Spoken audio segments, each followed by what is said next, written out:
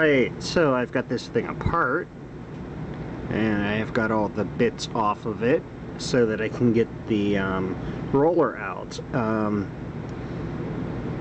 had to take off the little encoder wheel, the gear drive from this side, and this little plastic E-clip here that holds the bushing on this side, so then that can just be lifted out like that. Now there's ink everywhere,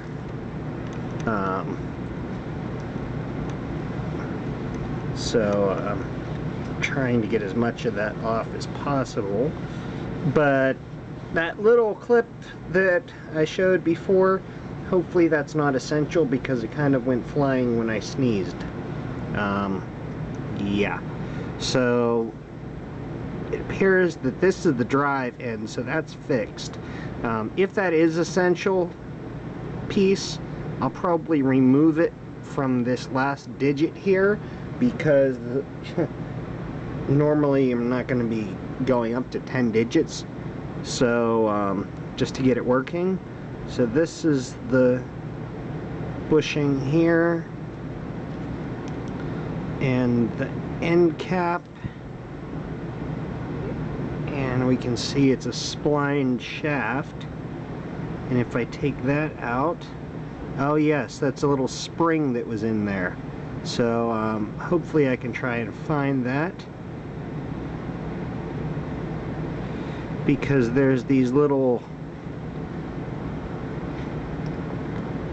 clutches in here. I think it was like that. No, whoops.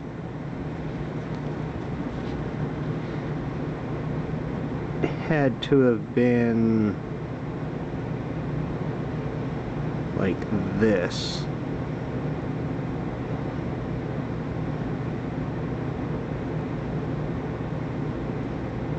I think. Or maybe it was like, no, it was like that. And this little spring here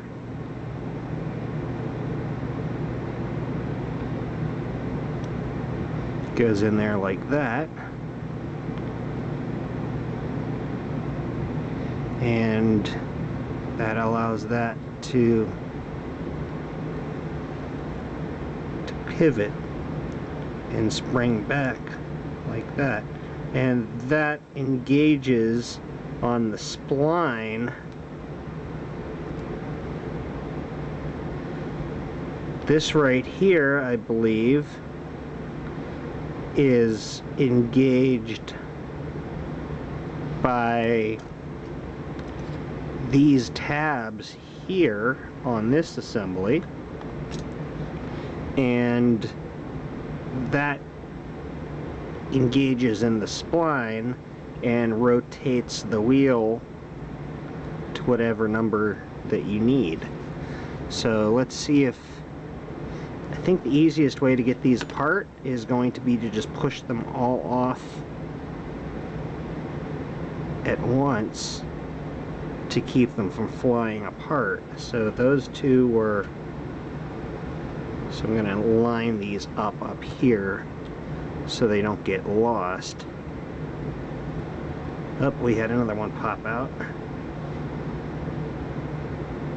I think the rest of them are all the same. Whoops.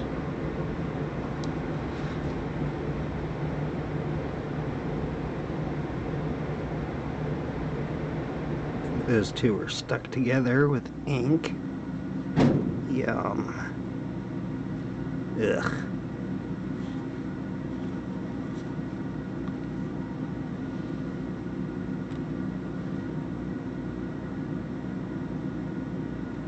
And the rest of these appear to be intact.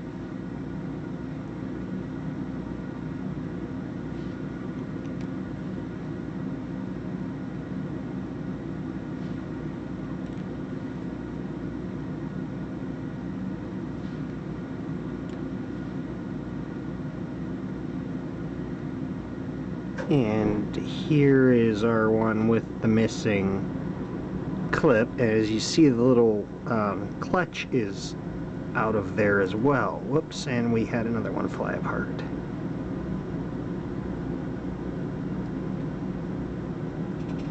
Okay. As I said, all those are the same. So I should be able to easily just take the one off the end here, the 10th digit, and replace the one that's missing that little spring. So I'm going to go ahead and put these other two that flew apart, I'm going to put those back together, and we'll be back. Alright, so we've got these things relatively back together, and I almost lost a second one. But yeah, so we'll slide them back on like so. And this last digit here will be kind of freewheeling because I don't have the little clip, but I'm really not concerned about that.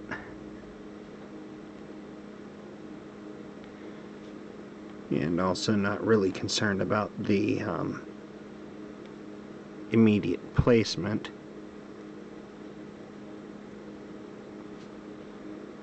because they should reset when the printer runs.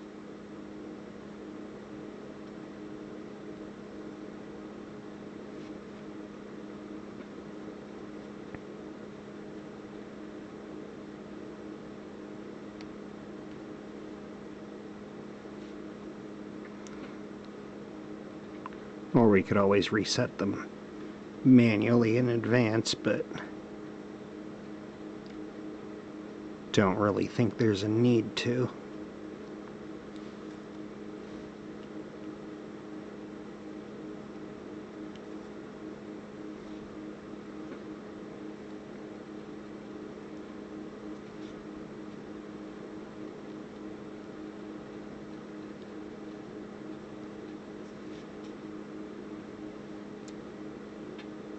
Oh, did that one just pop up? No, that one's still in there.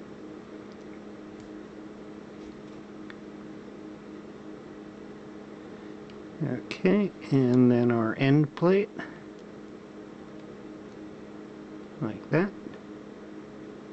and the bushing.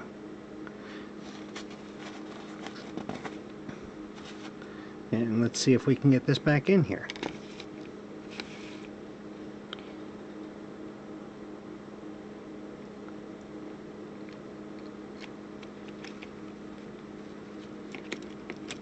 I was just playing with that a bit, but as you can see, those are all spring-loaded, and my guess is that to run the printer, all this does is it pulls back these tabs at certain intervals. And I would have liked to be able to take this piece apart, but unfortunately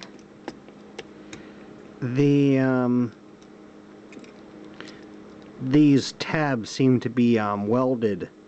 You can't take it apart without damaging it, so we're not going to take that apart. Slip that back in there. Slide our bushing back in place. Attempt to slide our bushing back in place.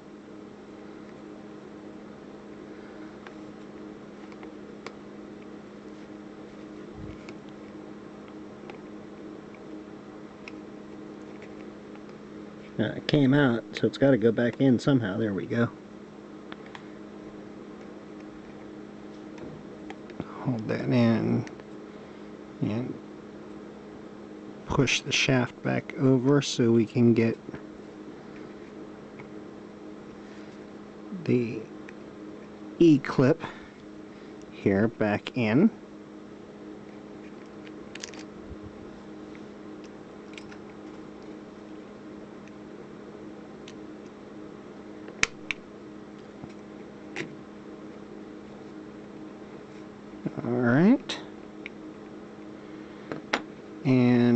Then the drive gear here goes on the other end.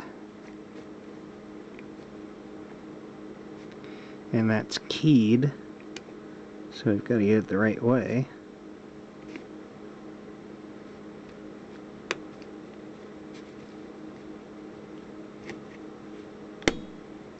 Okay. And that looks like it's in there.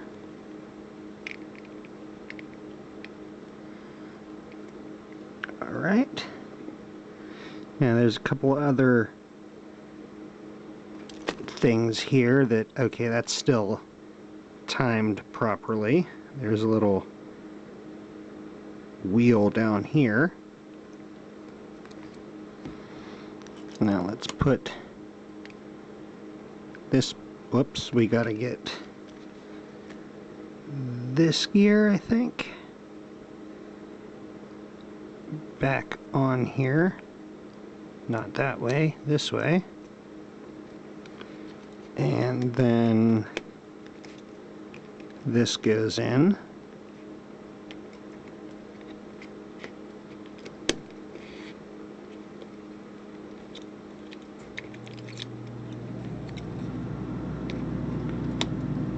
Alright. Put our 2 screws in. And hold that in place.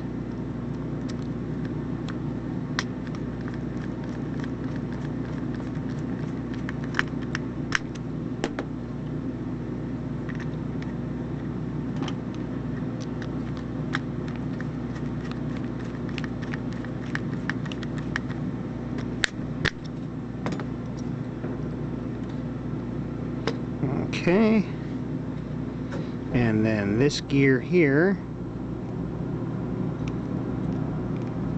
goes on there.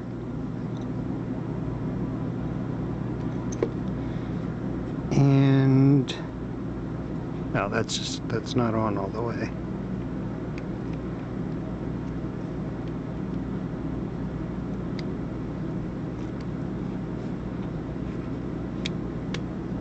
There. I was going to say, there's another little E-clip here that goes on there. I was like, why isn't that going in? Because it wasn't lined up properly.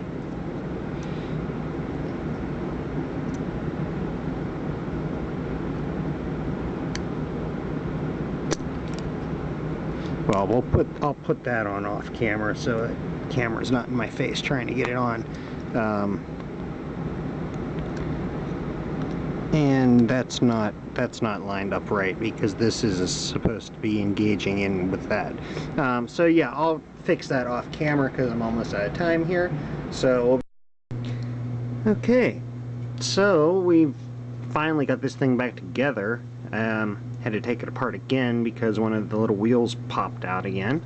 But anyway, this piece here that was broken, I think, is why it came apart to begin with, because these keep the spacing and hold these wheels in place.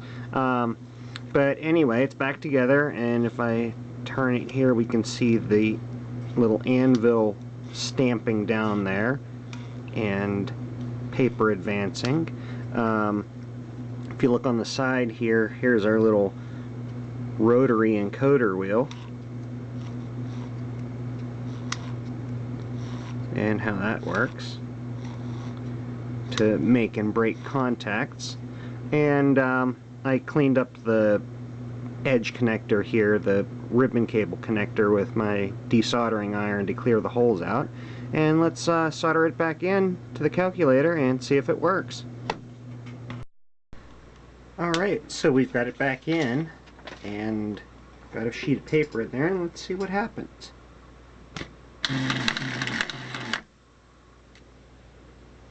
Okay, whoops. The switch is a little dodgy on here. Okay, there, let's...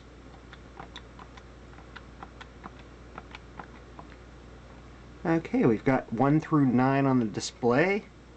Can't really see that. Turn the light out for a second here. You can sort of see that. And let's hit print and see what happens. Just gonna hold this down so that doesn't pop out, but 1, 2, 3, 4, 5, 6, 7, 8, 9 and a decimal point. Cool. So it's working now. Now let's turn it around here just so you can see that little mechanical encoding wheel there.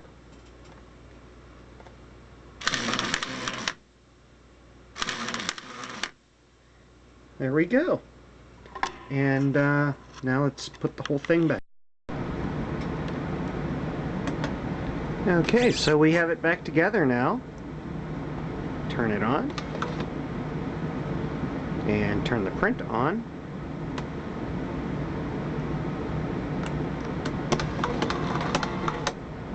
And we get our 0 decimal clear on there. And the display actually isn't flickering. You can see it flicker on the camera a little bit. Oh, it doesn't seem to be doing it now. But anyway, that's just the vacuum fluorescent display on there. But let's do 25 plus 30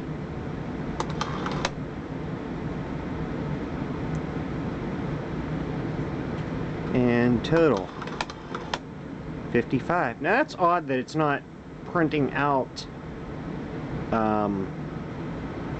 what I'm adding. Clear 58. Oh, there we go. Now it's doing it. 58 plus 2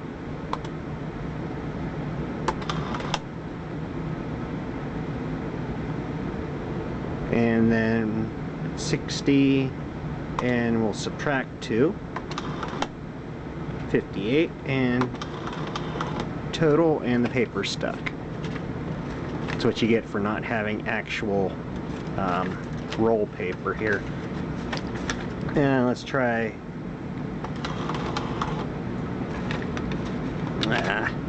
I'm just gonna put the old sheet that I was playing with back in, because this one that other one there was a little bit too wide.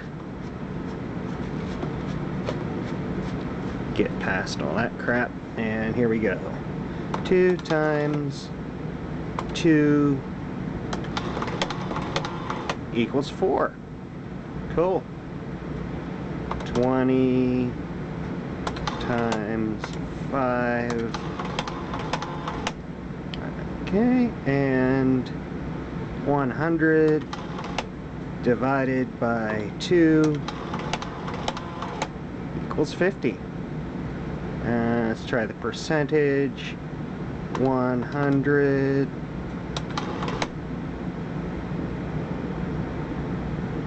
I printed 110.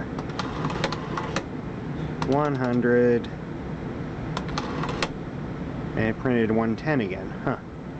Don't know. 100 times, I don't know, 10% equals 20. No, it does not equal 20. According to the printout, it equals 20. But the calculator is correct in saying it's 10. So I'm not sure what's happening there. The printer is still a bit flaky, but it does work. 9 chances out of 10 this would not be used with a printer anyway, to print anyway, so plus minus works. Clear, memory function, 12 times 2, 24, memory plus, and we've got our little memory indicator here, and clear that out, times 2, and we should get an overflow error. Yep, there we go. Oh, there we go with the flicker again. and we get our little E comes up here for an error. So there we go.